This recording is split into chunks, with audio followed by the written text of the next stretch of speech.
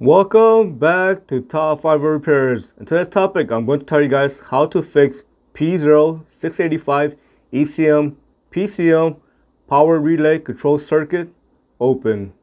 If you're getting P0685, you're going to notice the following issue. You're going to notice hard start, no start, intermittent no start, start and stall, stalling out of nowhere.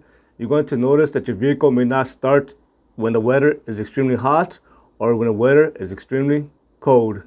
If you're getting this cold, most likely maybe about 80 or 90% of the time, the issue is going to be a bad PGM F5 relay or a bad PGM F5 fuse. And these fuse and relay can be found in the fuse box.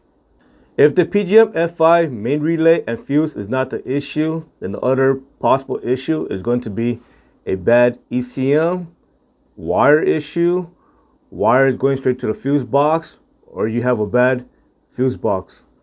Now I'm going to show you guys how to find the issue on a vehicle.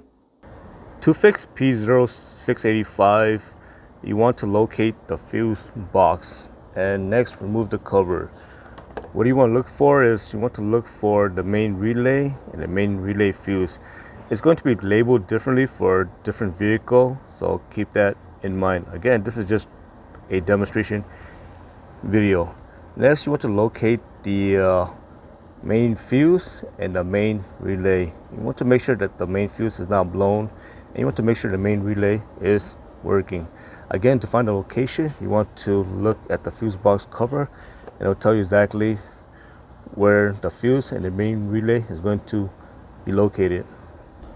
The next thing you want to do is you want to inspect the fuse box condition.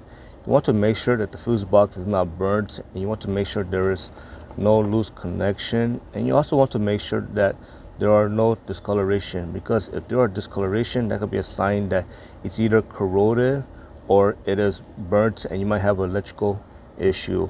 And while you're still here, make sure to check the ECM connection, and you want to make sure that there's no water intrusion that can damage the ECM, and you want to make sure that the ECM is not moving around. Next, make sure to inspect the CAN bus. The CAN bus is going to be the communication wire. It's going to be this one over here. It's going to be a big, thick wire. It's going to be a series of wires bundled together, and it's going to connect straight to the engine control module, also known as the computer. If that becomes damaged, obviously it's going to trigger that code, and it is also going to trigger a lot of different codes as well. I hope you found this video useful. As always, thank you for watching and subscribe to Top 5 Auto Repairs.